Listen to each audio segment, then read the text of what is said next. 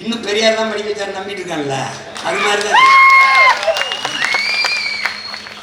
அவங்களும் ஏதாவது சொல்லி நம்ப வச்சிடலான்னு தான் பாக்குறான். ஒருத்தர்லாம் பெரியார் மயிரை ஒருவனும் கொடுக்க முடியாது, வேற எவனும் கொடுக்க முடியாது, ஏன் அவனே உட்காந்து முடிங்கிடுவான். அவன் என்னென்ன மனதில் பார்த்துறாங்களா, எவனும் கொடுக்க முடியாது, ஏன் அது நாங்களே உட்காந்து முடிங்கிடுவோம். போட மயிரை கொடுங்கிற வேலை உனக்கு தெரியும், வேற என்ன தெரியும், வேற என்ன தெரியும், மரம் நடிக டே எத்தனை தலைவன்டா. அவன் பிறந்த நாளைக்கு இலவசமா எல்லாருக்கும் திருமணம் பண்ணி வச்சுடா. 69 வயசு 69 மரம் அதை நட்டியாடா, நட்டியா 1 கோடி தொண்டன் கொடுங்க நட. வருஷத்துக்கு உன் தலைவன் பிறந்த நாள ஒவ்வொரு தொண்டனும் ஒரு மரம் நட்டாலும் 1 கோடி மரம் தான். பிக்காடிப்பேன். மரம் இருந்தால் தான் மழை இருக்கும், மழை இருந்தால் தான் அறிவு இருக்கும், அறிவு இருந்தால் தான் ஆறு இருக்கும், ஆறு இருந்தால் தான் நீர் இருக்கும், நீர் இருந்தால் தான் சோறு இருக்கும், சோறு இருந்தால் தான் வயிறு இருக்கும், உயிர் இருக்கும். அதனால இரு. ஏய் உங்களுக்கு இருக்கிறது மரமண்டா, மயிர் மண்டை. 10 ஆண்டு பசுமை திட்டம், பல கோடி பனை திட்டம். நீ எழுதி வை பிரபாகரன் மகன். நான் சொல்றேன், 10 ஆண்டுகளை இந்த பூமி பந்த என் தாய் நிலத்தை பச்சை போர்வையாக்க போட்டு. நீ சாலையில பயணித்து போனால் ஒண்ணு மேய்ச்சல் நிலம், இன்னொன்னு நீர்த்தேக்கம், இல்ல காடுகள், இல்ல வேளாண் பண்ணைகள். இதைதான் நீ பார்த்த. இப்படி திரும்பினா ஆடு மாடு மாதிரி இருக்கும், இப்படி திரும்பினா காடா இருக்கும், இப்படி திரும்பினா வேளாண் பண்ணை நிலமா இருக்கும், அவன் திரும்பினா நீர் தேக்கமா இருக்கும். டேய் இதை நான் சாதிக்கல, நான் பிரபாகரன் மகன்.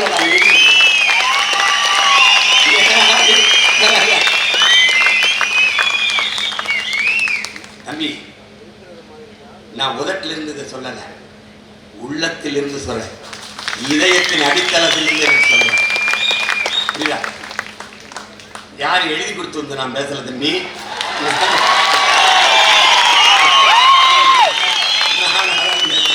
நானாதான் பேசுறேன். புரியுதா?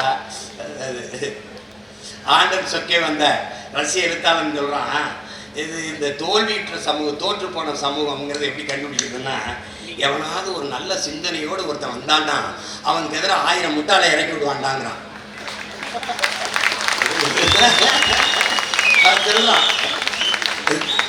ஏன் உண்மையிலே சொல்லியிருக்கான்பா, இதை வாய்க்கு வராத பேரத்து வராது ஆண்டன் சொக்கே உண்டாங்க, உண்மையிலே சொல்லியிருக்காங்க. அதனால அதுல இருந்து தெரிஞ்சுக்கலாம் அது வீழ்ச்சி விட்டுற சமூகம்னு. நம்ம இப்ப பேசிட்டு போக, நான் ஒரு ஆள் தான் பேசுறேன், 1000 பேர் பேசுவான். ஏன்னா இங்க கடையை வாடகைக்கு விடுறவன், வீடை வாடகைக்கு விடுறவன் அவன்லாம் கிடையாது, இப்ப வாயை வாடகைக்கு விடுறவன்.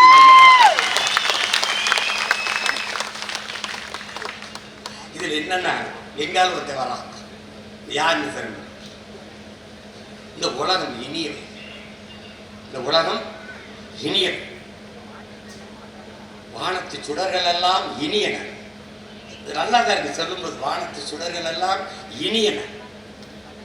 அப்புறம் என்ன சொல்றல, மழை இனிது, மலை இனிது, காடு நன்று, ஆறுகள் இனியன,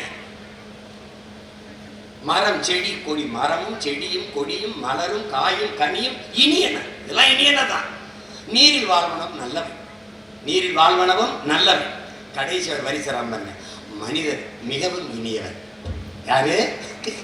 நம்ம பாட்டன் பாரதி எப்படி ஏமாந்திருக்கான் பாரு. இது எல்லாம் சரிதான், மனிதர் மிகவும் இனியவர். இத பூராத்தை அழிச்சவன் யாரு? இந்த இனியவன் தான். இயற்கையின் பரிணாமத்தில் கடைசியா வந்த சமூக விலங்கு வந்தான். உலகில் எந்த உயிரினத்தாலும் காடுகளுக்கோ மலைகளுக்கோ ஆறுகளுக்கோ அருவிகளுக்கோ எதுக்குமே அழிவில்லை. இந்த மனுஷப்பய வந்தான் கதை முடியும்.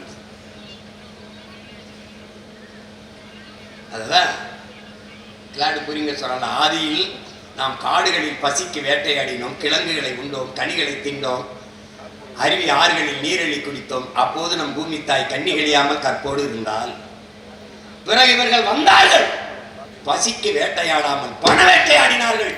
நம் தாய் 18 வயசிலே பாட்டியாகிவிட்டால், கற்பிழந்து விட்டார். இப்போது மரணப்படுக்கையில் படுத்து கிடக்கிறார். காப்பாற்ற ஓடி வாருங்கள் பிள்ளைகளேங்கிறான். யாரு? இஎஃப் சிம்மாசன் இருக்கான்.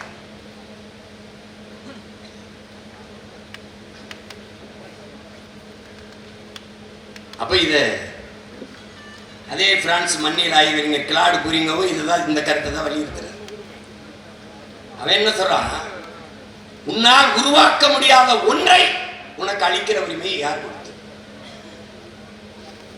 இயற்கைனா என்ன? எது மனிதனால் உருவாக்கப்படவில்லையோ அது எல்லாமே இயற்கை தான். மனிதனால் உருவாக்கப்பட்ட ஒன்றிற்கும் அடிப்படை இயற்கை தான். இப்போ இது எது? இந்த எண்கரை இது மனிதனால் உருவாக்கப்பட்டது. இப்ப நான் பேசிட்டு இருக்கிற இந்த ஒளி வாங்கி மனிதனால் உருவாக்கப்பட்டது. இந்த ஒளி பெருக்கி மனிதனால் உருவாக்கப்பட்டது. இந்த மேடை இது மனிதனால் உருவாக்கப்பட்டதுதான். ஆனால் இதுக்கான மூலம் யார் வந்தது? இவதான், பூமி தாய் தான், இயற்கை தான். விண் உயர கட்டடம், சந்திரமண்டலத்தை தொடர விண்கலம் பறக்குது மேல, கடல்ல மிதக்கிற கப்பல், சாலையில போகிற வேகமா போற வாகனங்கள், எல்லாவற்றத்துக்கும் மூலம் தந்தவள் பூமிதான். கழுத்துல போடுற வைரம், தங்கம் எல்லாம் அவதான். எல்லாவற்றையும் தந்த உன் தாய்க்கு நீ என்ன தந்தாய்ங்கிறத. பூமி என்பது பூமி அல்ல, நம் தாய். ஒரு தாய்க்கு என்ன நோய் இருக்கிறதோ அது தன் பிள்ளைகளுக்கு வரும். உனக்கு காச நோய் இருந்து இருமுனா அம்மாவுக்கு இருக்கான்னு கேட்பான். மஞ்சக்கான் மாலைக்கண் இருந்தா உன் பரம்பரைக்கு உன் தாய்க்கு இருக்கான்னு கேட்பான்.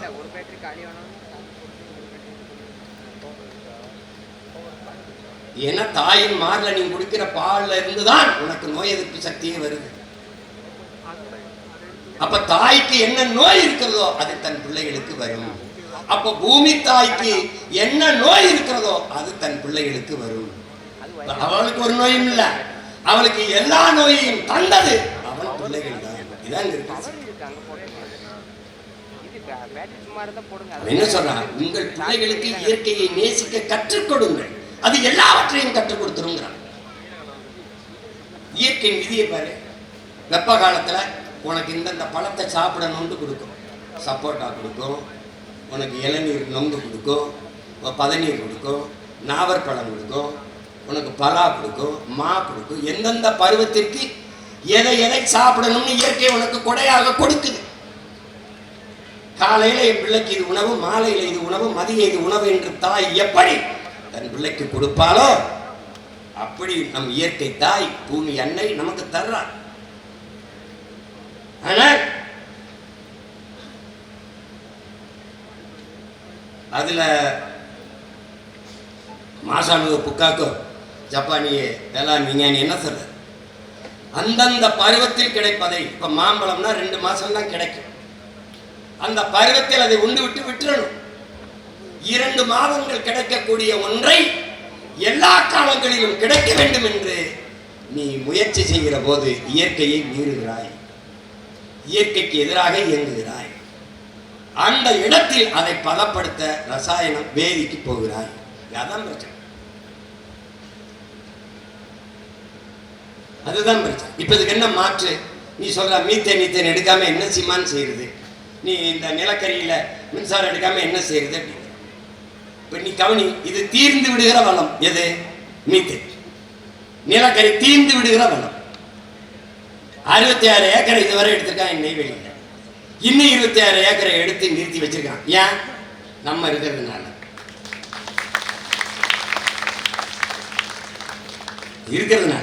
பூமி தாயை அப்படி ஈரக்கொலை, இதயம், நுரையீரல் எல்லாத்தையும் அறுத்து அறுத்து போய்கிட்டே இருக்கான். அவன் மன்னார்குடி வர போறதா அவன் திட்டம். ஆனா நீ நெய்வேலியை தாண்டக்கூடாதுங்கிறது நம்மளுடைய திட்டம். இப்ப நீ வந்தா என்ன செய்வாசிமா? இழுத்து போட்டு வெளியேறு, வெளியேறா. போரின் பேரழிவிற்கு பிறகு கூட மக்களை மீள்குடியேற்றம் செஞ்சிட முடியும். ஆனால் நிலக்கரியும் மீத்தேனும் ஈத்தேனும் எடுத்த இடத்தில், அணுலை வடித்த இடத்தில் என் மக்களை மறுபடியும் அமர்த்த முடியாது. அப்ப நான் தாய் நிலத்தை இழக்கிறேன். அப்ப என்ன செய்யணும்? நீ வெளியேறு. இப்ப மரபுசார் மின்சாரம் இருக்கு, என்ன இருக்கு? இயற்கையில தயாரிக்க முடியும். என்ன? 66 ஏக்கர்லையும் போனா சூரிய மின் தகட 66 ஏக்கர்லையும் இடையில தூக்க காற்றாலை மின்சாரத்தை காற்றாடிய போட்ட எவ்வளவு மின்சாரம் தயாரிக்கணும் நீ எண்ணி பார்த்துக்க. ஏன் அதை செய்ய முடியாது? ஏன் செய்ய முடியாது? மக்கிய இலைதலை கழிவு, ஆடு மாட்டு கழிவு, மனித கழிவில் இருந்து எவ்வளவு வேணாலும் மீத்தேன் பயாக்காசி எரிகாற்றை எடுத்துக்கொள்ள முடியும் என்கிற போது, இயற்கையாக எரிகாற்றை எடுத்துக்கொள்ள முடியும் என்கிற போது, எதற்காக என் பூமித்தாயின் ஈரக்கொலையா இருக்கிற? 1500 அடிக்கு கீழே போய் அவன் நுரையீரல், இதயத்தை, சிறுநீரகத்தை ஏன் அழுக்கிறாய்? ஏன் திருப்பி எடுத்து வெளியில் ஒட்டின அந்த இடத்தை எப்படி வளப்படுத்த முடியும்? மறுபடியும் வருமா? அந்த மீத்தேன் நிலக்கரி எப்படி வந்தது?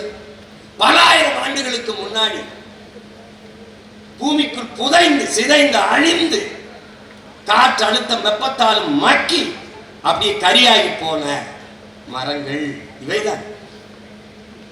செடி கொடிகள் கரியாகுது. அப்படின்னா பல ஆயிரம் ஆண்டுக்கு முன்னாடி என்ன பண்ணிருக்கான்? அந்த நிலத்தில் என் இனத்தான், என் முன்னவன் வாழ்ந்திருக்கான். அதுக்கு சான்று கீழடியில தோண்டும் போது நீ அறிகிற. அப்ப அது என்ன ஆயிடுது? மக்கி மண்ணோடு மண்ணா போய் அழுத்தத்தாலும் வெப்பத்தாலும் கரியாயிரு. அந்த கரிக்கு இடையில கொஞ்சம் காற்று படியுது. அந்த காற்று எரிகாற்று, மீத்தேன், ஈத்தேன். அதை எடுக்கணும். உறிஞ்சி அந்த காற்றை வெளியில் எடுக்கிறதுக்கு குழாயை போட்டு முதல்ல அங்கே இருக்கிற சுற்றி இருக்கிற தண்ணியை புறா எடுத்து வெளியில் ஊற்றணும். ஊற்றிட்டு இந்த காற்றை உறிஞ்சணும். தண்ணியை புறா எடுத்து வெளியில் ஊற்ற 1000 அடிக்கு கீழே போய் உறிஞ்சிக்கிட்டே வந்தா அது கடல் மட்டத்திற்கு போயிருது அந்த குழாய். அப்போ இந்த தண்ணீரை எடுத்து ஊற்ற கடல் நீர் உள்ள வந்து கடல் நீரை உறிஞ்சி நிலத்தில் ஊற்றுவேன். கடல் நீரை உறிஞ்சி நிலத்தில் ஊற்றுனா நிலம் விளைநிலமா இல்லாமல் உப்பளமா மாறும். இந்த பேராபத்தை உணர்ந்ததால தான் அதை எடுக்காத நிறுத்துன்றோம்.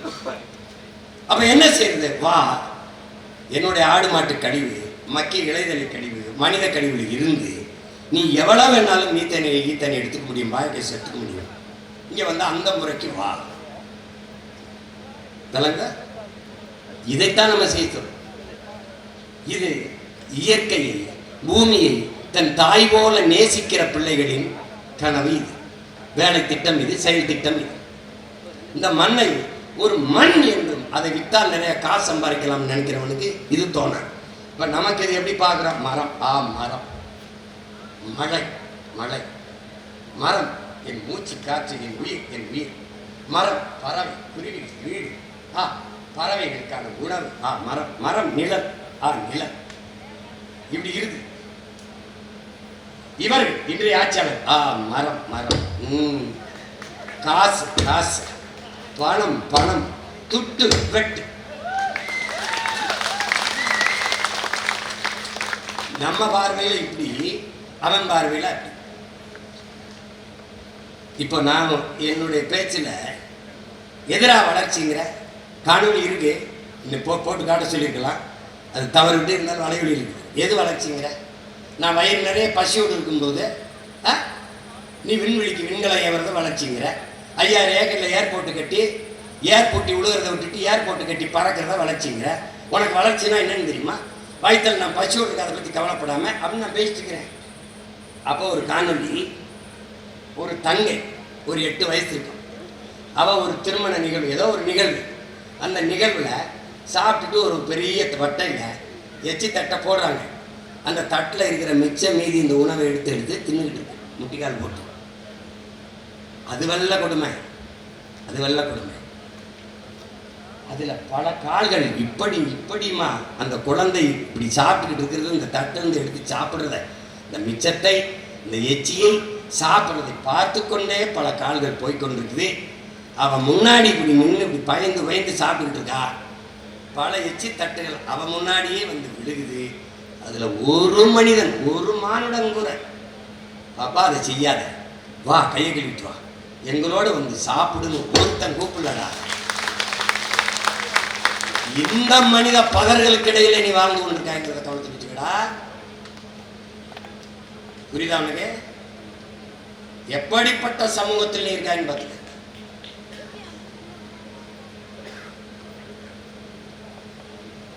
ரொம்ப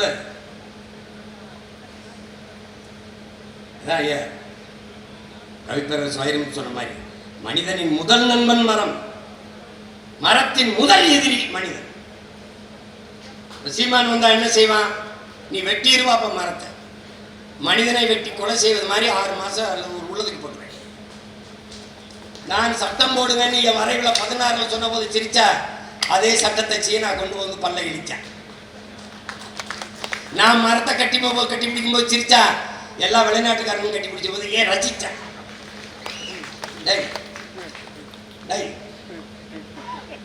யார் சொல்லியிருப்பான்? உனக்கு எது சொன்னாலும் வெள்ளக்காரன் சொல்லணும், வேற ஒருத்தன் சொல்லணும். அதுக்காக நான் தீ குளிச்சாடா வெந்து வர முடியும்? இந்த நோய் இருக்குன்னா எங்க அப்பா வந்து நம்மாழ்வார், மகனே இது ரொம்ப பெரிய நோயா இருக்கு. அந்த ஆரவையில் வந்து பெர்னாடி கிளார்க் சொன்னார், அவர் சொன்னார், மாசாங்கோ புக்காக்கோ சொன்னார், மக்காக்கோ சொன்னார். ஓ அப்படி இருக்குமோ அப்படின்னு இல்ல. இப்போ அரியனஸ்ங்கிற ஒரு வேதியியல் அறிஞர் இதை சொன்னார். அரியனஸ் ஒரு வேதியியல் அறிஞர், நோபல் பரிசு பெற்றவர்கள், நோபல் பரிசு பெற்றவங்களா அப்ப தெரியாதான் இருக்கும். சீமா அவன் சீமான் சீமான் தானே. நான் இதை மதுரையில் இருக்க ஆயத்தை போய் சொன்னேன், நான் இவ்வளவு பேசுறேன் சொன்னேன், மக்கள் என்னை கவனிக்க மாட்டாங்களே. அப்படிதான் இருக்கும். உலகம் பூரா இயேசு இறைமகன், சொந்த ஊர்ல தச்சன் மகன் தான், சொந்த ஊர்ல ஆசாரி மகன் தான், அடுத்த ஊர்ல ஆண்டவன். அந்த மாதிரி நான் என்ன கத்துனாலும் உங்களுக்கு புரியல. ஏன்னா உள்ளூர் மாடு வேலை போகாதுல. ஒருவேளை இதையே இதர் में शॉट में है एक जवाब सोचा था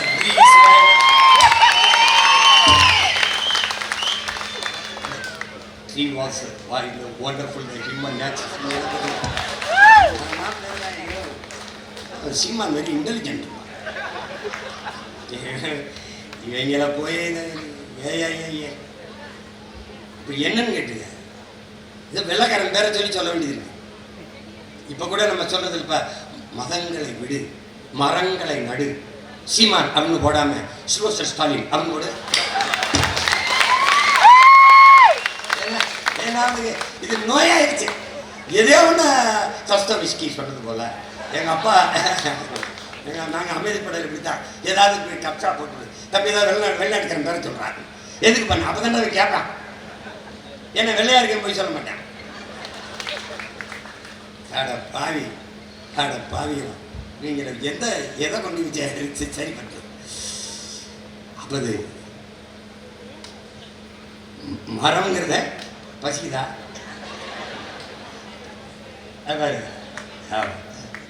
மரம் இருந்தால் தான் மழை இருக்கும், மழை இருந்தால் தான் அறிவு இருக்கும், அறிவு இருந்தால் தான் ஆறு இருக்கும், ஆறு இருந்தால் தான் நீர் இருக்கும், நீர் இருந்தால் தான் சோறு இருக்கும், சோறு இருந்தால் தான் வயிறு இருக்கும், உயிர் இருக்கும். அதனால இரு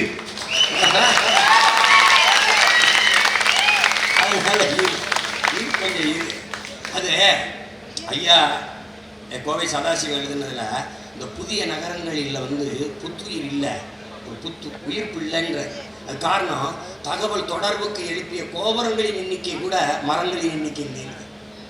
அங்கே எப்படா மனிதனுக்கு நல்ல காற்று, பாதுகாப்பான சூழல் எப்படி இருக்கும், நல்ல குடிநீர் எப்படி கிடைக்கும்னு கேட்கிறார். இதுக்கு பதில் இருக்க நம்மகிட்ட இருக்கார். ஐயா நக்கீரன் அவர்கள் மலைக்காடுகளின் மனித குலத்திற்கு மலைக்காடுகளின் மடல் ஒரு மனு அப்படின்னு ஒரு கடிதம் எழுதியிருக்காரு. அந்த கடிதத்தில் என் உடல் பற்றி எரிகிறது, இது தீக்குளிப்பல்ல எரியூட்டல். அது வந்து நான் தீக்குளிக்கிற தற்கொலைக்காக தீக்குளிக்கல, எரியூட்டல்ங்கிறது. பற்றி எரிகிற இந்த நெருப்புல ரத்த நாளங்களான அந்த ஓடைகள் கொப்பளிக்கிறது, அப்படியே வெப்பத்தில் கொப்பளிக்கிறது. ஏரிகள் வெப்பத்தில் வேரிகள் கொதித்து நீராவியாகிறது, ஏரிகள் கொதித்து நீராவியாகிறது. அப்ப அந்த இயற்கை தாவரங்கள் எல்லாம் கருகி, இயற்கை தாவரங்கள் இதுல மற்ற தாவரங்கள் எல்லாம் கருகி சாகுறது. அதிலே ஊர்வன, பரப்பன, நீந்துவன, கொறிப்பன எல்லா விலங்குகளும் எல்லா பறவைகளும் எரிந்து சாம்பலாகிறது. அதுல மரம் சொல்லுது உங்கள் நுரையீரலுக்கு உயிர்காற்றை, மூச்சுக்காற்றை, உயிர்காற்றை நிரப்பிய நீங்கள் இன்று கரிக்காற்றை நிரப்புவதை நினைத்து நான் வருகிறேன். ஏன்னா நுரையீரலுக்கு அந்த உயிர்காற்றை, மூச்சுக்காற்றை தருவது மரம்தான். அதனால அந்த மரம் வருந்ததுங்கிற கடைசிய என்னை வந்து மனிதர்களின் நுரையீரல் என்கிறீர்கள். அந்த நுரையீரலுக்குள் எரியும் தீப்பந்தத்தை செறியது யாருங்கிற கேள்வி. நான் நுரையீரல் தான் உங்களுக்கு, ஆனா அதற்குள்ள தீப்பந்தத்தை செறியது யார்? நான் செய்த தவறு என்ன? உங்களுக்கு மூச்சுக்காற்று, உயிர்காற்று தந்ததா? உண்ணுவதற்கு சத்துள்ள உணவை தந்ததா? அருந்துவதற்கு நல்ல நீரை தந்ததா? நான் செய்த தவறுதான் என்ன? எதனால் என்னை அழிக்கிறீர்கள்? எதனால் என்னை எரிக்கிறீர்கள்? இந்த கரி காற்றை உறிஞ்சிக் கொண்டு நல்ல காற்றை உங்களுக்கு தந்து இந்த உயிர் உலகம் வாழ்வதற்கு உதவியதற்கா? எதனால் என்னை அழிக்கிறீர்கள்? எதனால் என்னை எரிக்கிறீர்கள்? நான் செய்த தவறு என்ன? ஏன் உங்களுக்கு பல்லுயிர் ஓம்புதல் தெரியவில்லை? நாம யாரு? பல்லுயிர் ஓம்ப கற்றுக் கொடுத்த போதிச்ச உலக பெருமகன். உலகத்திலே ஒருத்தன் தான் பகுத்துண்டு பல்லுயிர் ஓம்புகள் என்று பாடியவன். உலகத்திலே நம்முடைய மகன். அவனுடைய பிள்ளைகளுக்கு கேள்வி எழுப்புறார். ஏன்? யார் எழுப்புறது? மரம் தான். மரம் நம்மோடு கேட்குது, நம்மகிட்ட கேட்குது. உங்களுக்கு ஏண்டா பல்லுயிர் ஓம்ப தெரியவில்லை? அன்பு பாசம் காதல் எல்லாம் மனிதர்களுக்கு மட்டும்தானாடா? மற்ற உயிர்களிடத்தில் அதை உங்களுக்கு பரிமாற தெரியாதா? பூச்சி வண்டு பறவை விலங்குகளோடெல்லாம் உங்களுக்கு அன்பை கடத்த தெரியாதா? பரிமாற தெரியாதா? பரிமாற தெரியாதா? புல் பூண்டு செடி கொடி மரங்களோடு உங்களுக்கு பாசத்தை பகிர தெரியாதா? அருவி ஆறு ஏரி குளம் மலை இவற்றையெல்லாம் உங்களுக்கு நேசிக்க தெரியாதா? பாதுகாக்க தெரியாதா? தெரியாதா? தெரியுமா தெரியாதா? யாரு கேட்கிறா? மரம் நம்மை பார்த்துட்டு உங்களுக்கு தெரியுமா தெரியாதா? புல்லின் பசி நீர், புலியின் பசி மானின் பசி புல், புலியின் பசி மான். உலகில் எல்லா உயிரினத்திற்கான பசிக்கும் உணவு இருக்கிறது, மனிதர்களின் பசியை தவிர. ஏன்னா மனிதனுக்கு இருக்கிறது பசி அல்ல, பேராசை. அந்த பேராசை என்று சொல்லக்கூடாது. அந்த பேராசை என்பது பெருந்தீ. அதுதான்டா என்னை எரிக்குதுங்கிறது.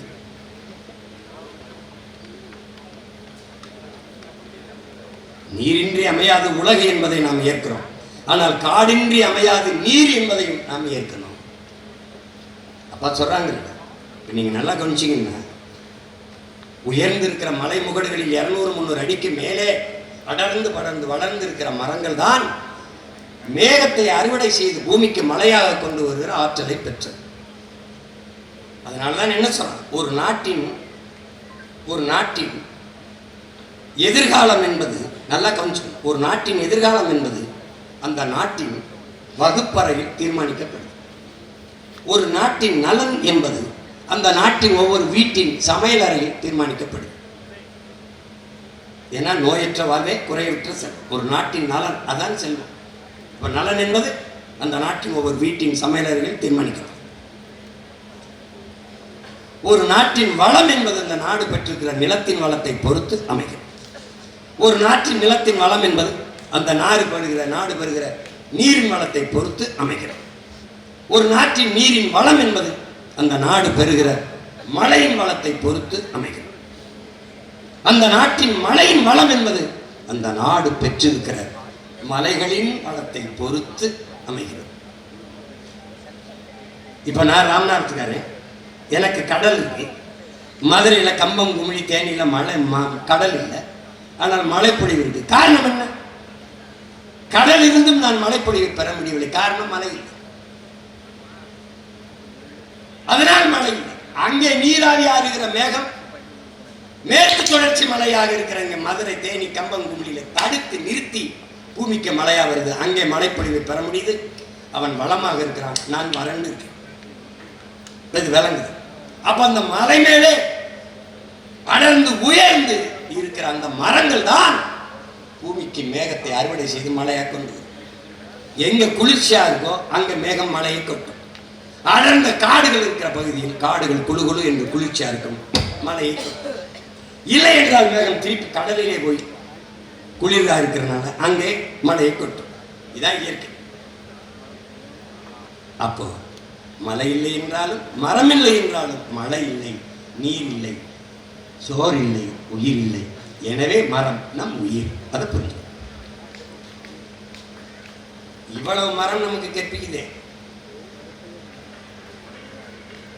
இவ்வளவு கற்பிக்குது. இங்க எழுதிய எல்லா பேரறிஞர்களும் மரத்தின் பயன்பாட்டை சொல்லிட்டான்.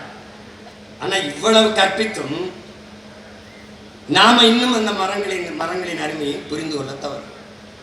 ஆனால் இனி வரும் காலங்களில் உங்கள் பிள்ளைகள் அதை செய்வதாக இல்லை. இப்ப நாங்க வனம் செய்வோம்னு நட்டுக்கிட்டு வரோம். ஒரு தம்பி, என்னுடைய தம்பி கதிர்காமன் எல்லாம் ஏகப்பட்ட வந்திருப்பாங்க, ஏகப்பட்ட பனை மரங்களை நட்டு கொண்டு வருகிறார். பல மரஞ்செடி கொடிகளை என் தம்பி சங்கர் மகன் தான், என் மகன் இருக்க, ரெண்டு பேரும் அவங்க வீட்டை சுற்றி 50 மரங்களுக்கு மேலே ரெண்டு பேரும் நட்டுட்டாங்க. படிக்கிறது நீ வரும்போது என்ன செய்வாய் சீமான்? இப்ப பாரு, இப்ப நான் என்ன தெரியும், பல கோடி பனை திட்டம், 10 ஆண்டு பசுமை திட்டம். இந்த பிராக்டிக்கல் மார்க் கொடுக்குறாங்கன்னா கூடுதல் மதிப்பெண். அது மாதிரி எங்க தலைவன் பிறந்தவன் ஒரு பிள்ளைக்கு தமிழ் பெயர் வச்சா 500 ரூபாய் வைப்பு தொகை வச்சுருவாங்க. நான் என்ன பண்ணுவேன், நான் ஆட்சிக்கு வந்தோடனே எந்த வீட்டில் பெண்மகள் பிறந்தாலும் அவளுடைய பேர்ல வைப்பு தொகையா 5000 ரூபாய் போடுவேன். அவ படிச்சுட்டு மனவயதை எட்டு வெளியில வரும்போது 20 லட்சத்தை கையில் கொடுப்பேன், 10 லட்சத்தை கையில் கொடுப்பேன். யாரும் கை விட்டாலும் அவ கையில 10 லட்சம். அது தனி. ஆனால் படிக்கும் போது என் பிள்ளைகள் மக்கள் இயக்கமாக மரம் வளர்த்தலை உருவாக்கும். என் பிள்ளை ஒவ்வொரு பிறந்த நாளைக்கும் மரம் நடணும். 2 வயசா 2, 3 வயசா 3, 4 வயசா 4 மரம் நட்டுக்கிட்டே வரணும். அதுல பள்ளிக்கூடத்தில் படிக்கிற என் பிள்ளை, மாணவ பிள்ளை 10 மரம் நட்டான்னா, 10 மரம் நட்டை காட்டிட்டான்னா அவனுக்கு தேர்வுல 10 மதிப்பெண்கள். 100 மரங்களை நட்டு வளர்த்துட்டான்னா அவன் சிறந்த தமிழ் தேசிய குடிமகன் விருது. அந்த சான்றிதழை வச்சுக்கணும். எதுக்கு? வேலை வாய்ப்புல முன்னுரிமை.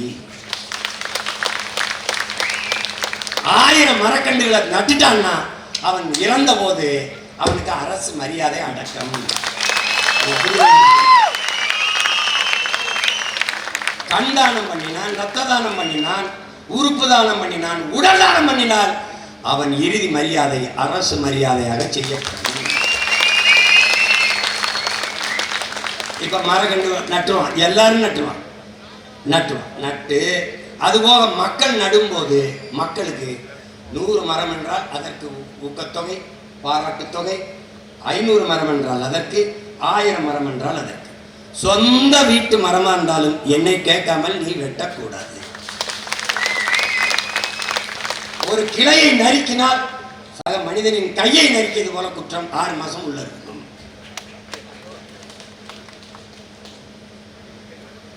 எந்த சேதமும் செய்யக்கூடாது. அடர்ந்து இருக்கிற இந்த வனத்திற்குள்ளே ஒரு மரத்தை வெட்டினால் பக்கத்தில் இருக்கிற மதம் பயப்படும். அடுத்த ஆண்டு அது பூப்பதும் காய்ப்பதும் குறைந்து விடும். கூடி நிற்கிற மாணவர்களிடத்தில் ஒரு மாணவனை ஆசிரியர் அடித்தால் அருகில் இருக்கிற மாணவனுடைய ரத்த அழுத்தத்தை சோதித்தால் அது உயரும். இவனா பார்த்துக்க. அதே மாதிரிதான் வெட்டக்கூடாதுங்கிறான். மரத்திற்கு உயிர் இருக்கு, கேட்காதுன்னு உயிர் இல்லைன்னு எவன் சொன்னது? பேசிக்கொண்டே இருந்தால், அன்பாக பேசினால் அந்த ஆண்டு பூப்பதும் காய்ப்பதும் கூடும். இங்கே மேதைகள் இருக்கிறார்கள், கேட்டுக்க. நான் சொன்னா நீ சிரிப்பா. அதே கருத்தை என் தம்பி சூர்யா சொன்னா ரசிப்பேன். மறுபடியும் நர்சா வந்து சொல்லிட்டு முடியும். பெரிய புரியுதா? ஏய், நல்ல கண்ணு பிறந்து வாழ்ந்து இருக்கிற மன்னதாண்டா நடிகை நாடால் ஆசைப்படுறாங்க. நல்ல கண்ணுன்னு ஒருத்தங்காலம் வைப்பேன், என் அப்பன் அவன் யாருன்னு தெரியாதனாலாண்டா நடிகன் நாடால துடிக்கிறான். நீ பின்னாடி போய்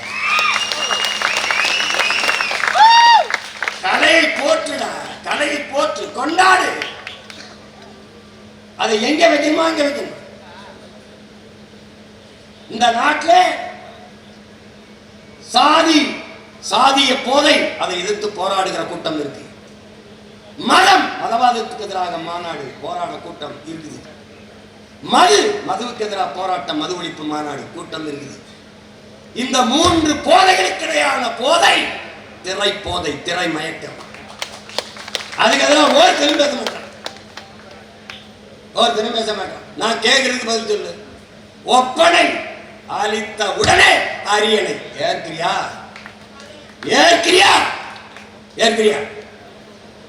நடித்தா நோட்டை தருவோம் வாழ்வதற்கு, நடிப்பதை நிறுத்தினால் நாட்டை தருவோம் ஆள்வதற்கு.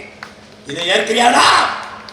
அறிவார்ந்த தமிழ் சமூகத்தின் பிள்ளையானி ஆன்றோரும் சான்றோரும் பிறந்த மண்ணிலே உலகத்தில் எந்த இனத்திலும் பிறக்காத பேரறிஞர்கள் வள்ளுவன், கம்பன், இளங்கோ, எவ்வளவு தத்துவ ஞானி, புத்தனும் சித்தனும் பிறந்த பூமியிலே உலகத்திற்கு அறிவை கடன் கொடுத்த இனத்திலே எதுவுமே இல்லை, எதுவுமே இல்லை. யார்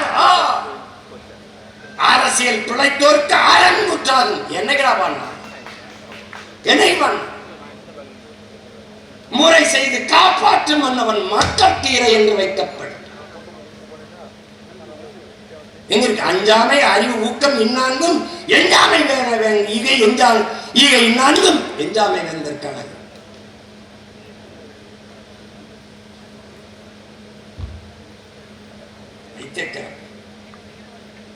எல்லாம் எவ்வளவு பெரிய மேதைகள், ஞானிகள், தன்னலமற்ற தியாக மறவர்கள்.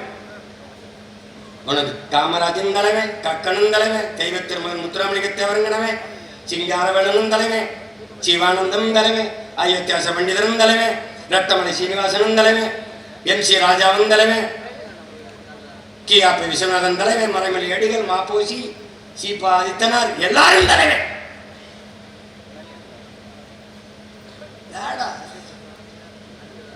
தலைவனா என்னன்னு ஒண்ணுடா, தலைவன் என்னங்கடா, தலைவனா தண்ணீரில் கரைத்தாலும் தண்ணீரில் தன்னையே கரைத்து சுவையை கூட்டும் உப்பாக இருக்கணும்டா தலைவன். தன்னையே எரித்துக் கொண்டு உலகத்திற்கு வெளிச்சத்தை தருகிற மெழுகுவர்த்தியா இருக்கணும்டா தலைவன். அப்படி இருந்த தலைவன் என் இனத்திலே என் உயிர் தலைவன் மேதகவே பிரபாகரன். அவன் ஒருவன் தான் இந்த இனத்தில் ஒரு கோட்பாட்டை முன் வச்சான். நான் வீழ்ந்தாலும் சரி என் இனம் எழுந்தால் போதும், நான் செத்தாலும் சரி என் இனம் வாழ்ந்தால் போதும்.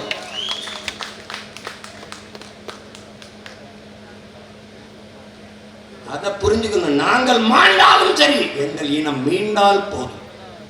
அதான் எங்க கோட்பாடு. சும்மா ஒரே முறையில் ஏன் இதை பேசுற, அது ஏன் பேசுற? ஏய், இந்த நாட்டில் என்னை எதிர்ப்பவன் வெறுப்பவன் எல்லாருக்கும் சேர்த்துத்தான் நாங்கள் இந்த வேலையை சேர்த்து பேசிக்கிட்டு இருக்கோம். மரம்ங்கிறது நாம் தமிழர் கட்சி பிள்ளைகளுக்கு மட்டும் மரம் இல்லடா, காற்று எல்லாருக்கும் தான். நீ காற்றை சுவாசிக்கவில்லை, கந்தக தூசியை சுவாசித்துக் கொண்டிருக்கிறாய். ஒரு கார் வெளியிடுகிற நச்சு புகையை கட்டுப்படுத்த 6 மரங்கள் தேவை.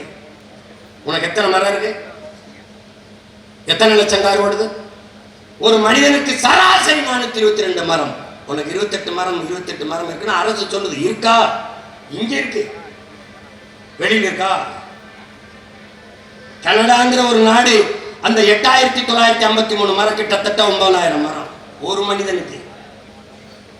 அந்த பிரதமர் சொல்கிறார் 100 கோடி மரம் நடுவதற்கு உத்தரவிட்டிருக்கேன். அவன் யாரு? பிரதமர்.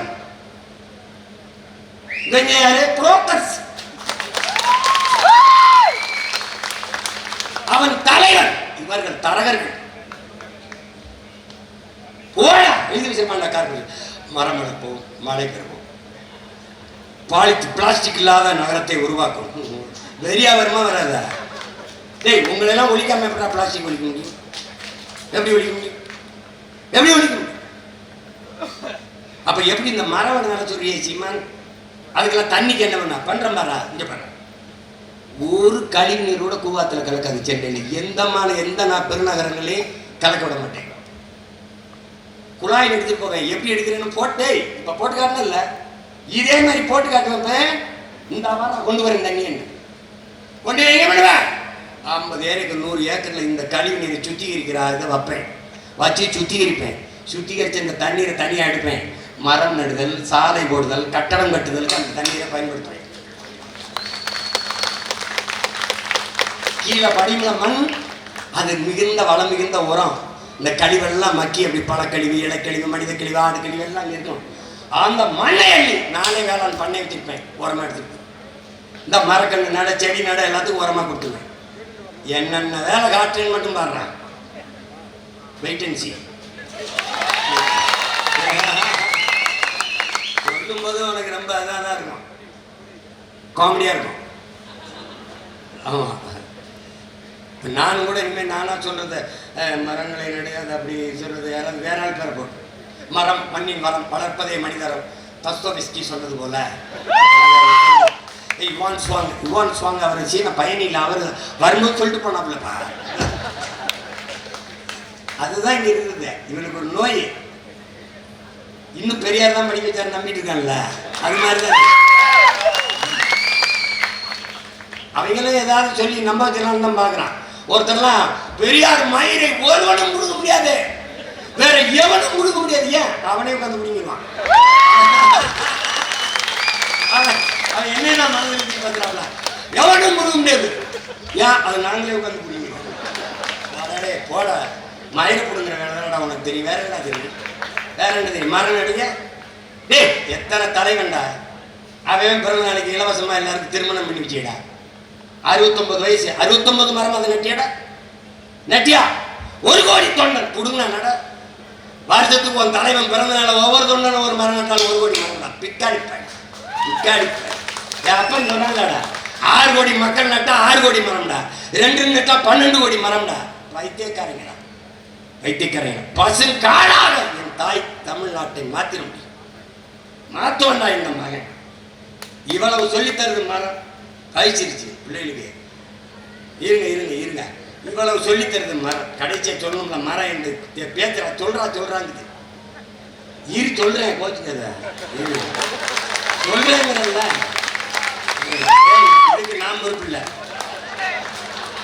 இதுக்கு I am not a response. ஆமா, அப்ப என்ன சொல்லுது, இது வந்து இது சொல்லுங்க, சொல்லிடுறேன். இல்லை நான் இவ்வளவு சொல்றேன், இவ்வளவு அறிவோடு பேசுறேன், உங்களுக்கு எல்லாம் தர்றேன். உங்களுக்கு கனி தர்றேன், காற்று தர்றேன், நீர் தர்றேன், மழை தர்றேன், நிழல் தர்றேன், வீடு கட்ட பலகை தர்றேன், கட்டை எல்லாம் தரேன். ஆனா நீங்க எவனையாவது திட்டணும், உங்களுக்குள்ள அறிவு இல்லைன்னா அவனை திட்டத்துக்கு ஏன்டா என்னைய சொல்லி சொல்லி திட்டிய? என்னை வந்து அவனுக்கு மூளை வேலை செய்யலைன்னா அவனை வந்து எப்படியா வேற பேருக்கு என்னை மரமண்ட ஏண்டா என்னைய கவலைப்படுத்துறீங்க? அதுக்கு நன்றி கடனாடா, இவ்வளவு செய்யற எனக்கு நன்றி கடனா? மரமண்டன் திட்டுறதுக்காடா உங்களை அப்படி வளர்த்துக்க? டேய் உங்களுக்கு இருக்கிறது மரமண்டா, மயிர் மண்டை. நன்றி.